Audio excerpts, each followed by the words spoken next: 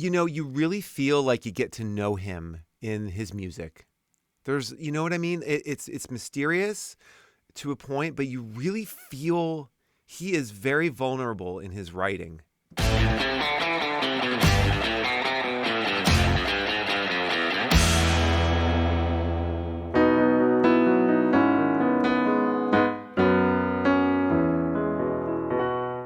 No.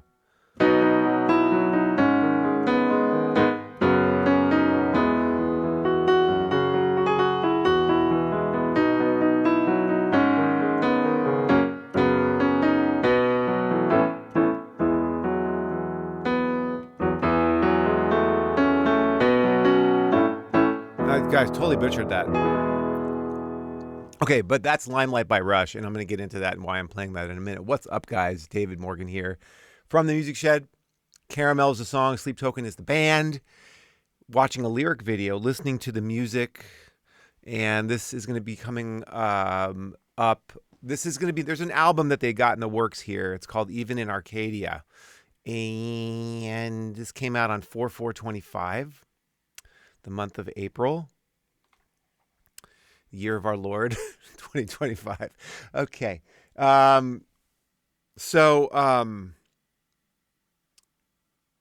Please do your YouTube business. Subscribe to the channel. Like, support us. Please, we need it. Makes us feel good. Subscribe, like, bell icon for notifications. Leave comments.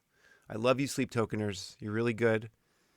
Can someone make me a shirt that says, I am a Sleep Tokener? It's a large. You can get me a large, okay?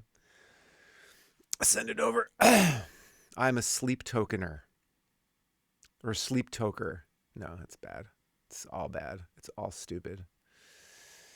So Howie's telling me this song and why I played Limelight is this is alluding to Vessel 1, his rise to more fame and how he wants his private life to be separate from his performances, and he's basically saying, like, leave me to be in my private life.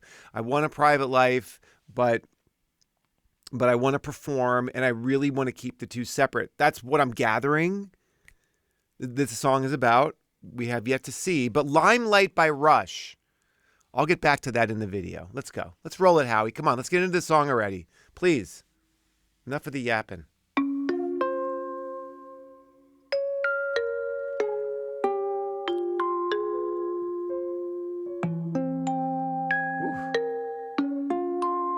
Cool.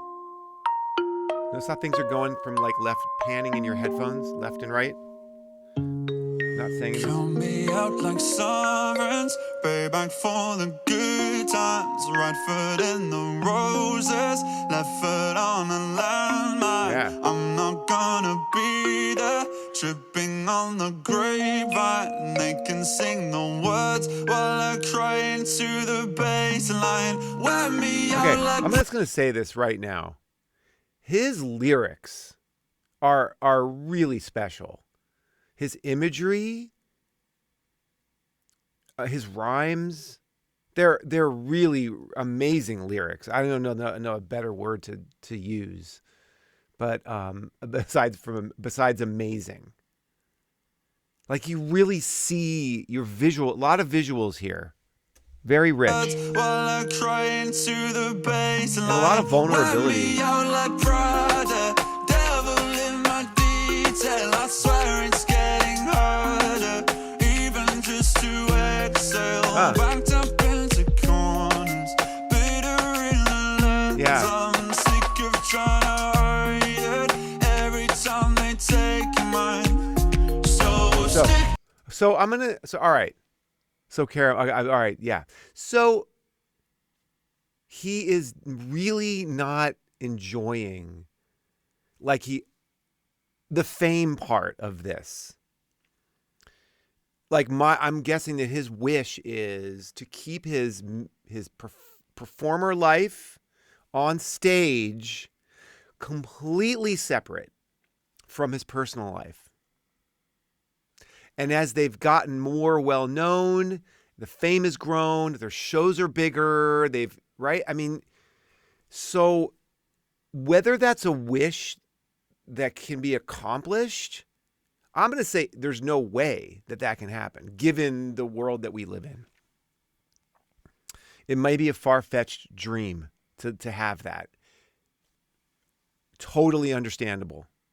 Totally understandable if that's what he really wants. Because fame is a pain in the ass. You know, I mean, you see all of these crash and burns from super famous people who just go nuts.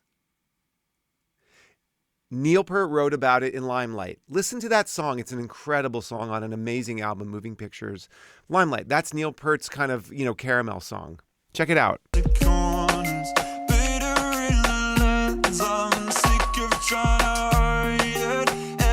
Like, stop taking my picture.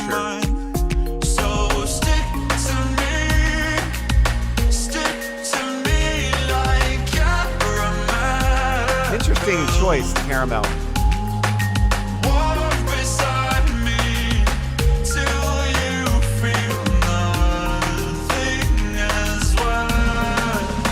I'm a big fan of caramel. Drums, so groovy. Woo! I love this drummer. You guys know that.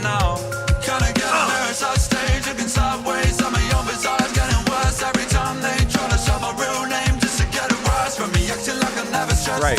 Like, what's your real name? They want to know. People want to know. People are nosy. People are inquiring minds want to know, You got tabloids, you got newspapers, you got the news, you got YouTube, you got like no one's life is like everything's out there. I mean, like, I'm almost like, dude, really? When you're doing this, if you want anonymity completely, go work in a desk job somewhere and but that would suck because he wouldn't be doing this and giving us this amazing music. So he's just, maybe he's just venting, really, in a really beautiful way. I love the song. It's a very interesting concept. Yeah, but is it just to get a rise out of you, or do they want to know you? I mean, you look at the Beatles, man. Like that was the worst. Like their first few years of being the Beatles fucking sucked for them. They're like people are ripping their hair and their clothes, and they're taking little bits of their sheets and selling them and like touching them and like, get off of me. And they eventually were like, well, fuck that. I'm just going into the studio and we're not performing anymore, man. And when they did, again, it was up on a rooftop where no one could really be around them, that fame just, it blows, I'm sure. Yeah. Getting worse every time they try to shove a real name just to get a rise from me, acting like I'm never stressed out by the hearsay. That's what I get for trying to hide in the light. Limelight, there it is. Everybody wants eyes on them. I just want to hear sing that top line. Drummer's I want to play with this drummer. But I'm still glad you came, so let me like a drummer like that. A drummer like that brings things out of you. Drummers, man, they're the most important member of the band. I'm just saying. I'm like playing with this dude. It would bring out things in me that are in there that I wouldn't come out with a different drummer. That's the special thing about playing with certain people. And he's busy, but in a really, really cool way when he wants to be. And he used the word limelight, which is, there it is. There's Neil Peart right there. Neil Peart's like, dudes, I'm not the greatest drummer in the world, and just leave me alone. That's what he wants. Like, leave me the fuck alone.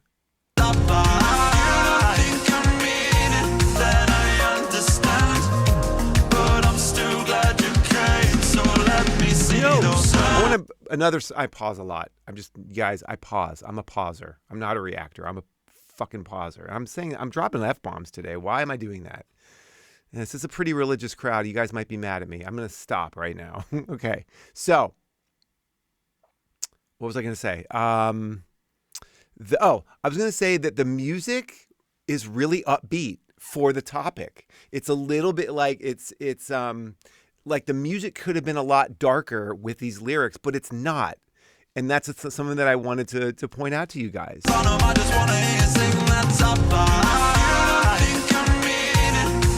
Right? So look at me. I'm just like grooving and dancing, but he's really singing about some serious stuff. So let me see those eyes. I love how they do that. Every chorus is different, adding things. More guitars and synths.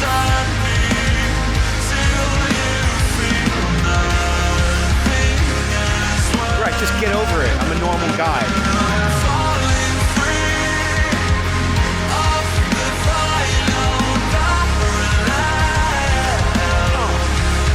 I love the drummer's part. Are they?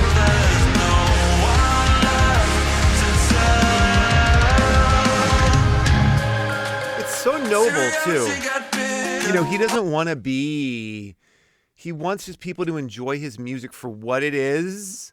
That's a very pure thing to want. It really is. You got to give him credit for that.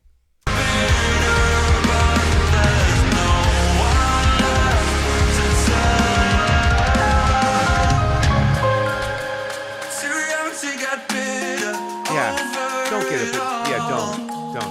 All right. Okay, so let's talk about what a bridge. This is the bridge.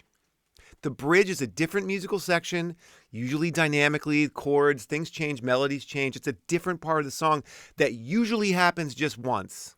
Sometimes it happens twice. As, again, with the Beatles, they did bridges a lot twice. But most bands do them once. Now he's saying, you know, there's a different perspective coming in here. I don't want to get bitter.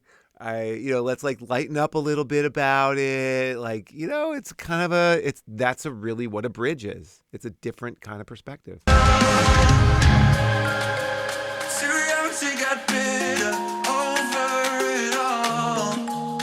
like the distortion on his vocals. Yeah. He's a good guy, this guy. So I'll keep dancing along to the rhythm. You know, you really feel like you get to know him in his music. There's, you know what I mean? It's mysterious to a point, but you really feel he is very vulnerable in his writing. And that, it connects us to them. It connects us to the music. So good. And the chord changes are phenomenal. So I'll keep dancing along to the rhythm. Right. The stage is a prison, a beautiful nightmare, a war of attrition. I'll take what I'm given. I love this. The deepest incisions. I thought I got better, but maybe I didn't. It's really wrestling with this.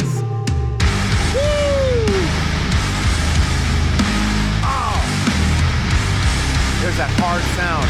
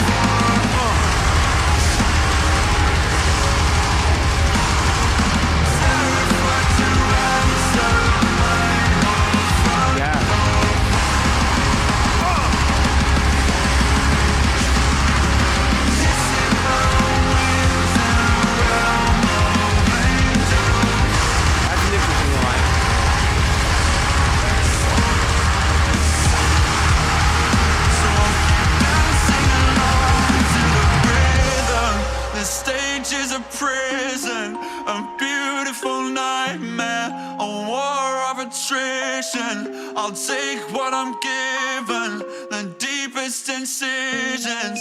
I thought I got better, but maybe I didn't. It's all there.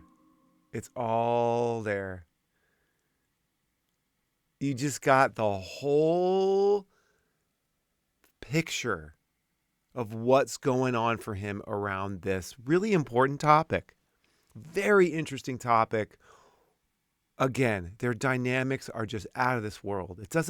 Music doesn't get more dynamic than that. It just doesn't. That is just, it's orchestral. I wonder where these guys went. Like, did they? I'm curious. I don't know much about their musical upbringing and their training and stuff. So maybe some of you guys can help.